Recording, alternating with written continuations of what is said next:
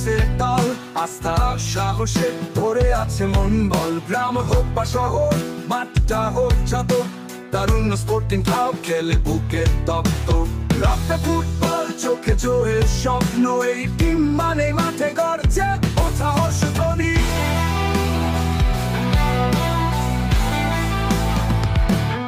পোস্টের নিচে দেয় পাহারা, দেয়াল হয়ে দাঁড়ায় যারা।